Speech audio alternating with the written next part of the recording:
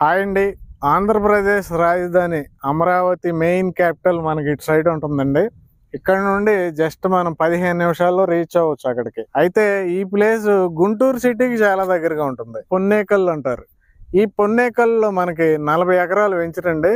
మొత్తం development start అయినాయి. దీంట్లో ఎమ్యూనిటీస్ కూడా ఇంక్లూడ్ చేయటం జరిగింది.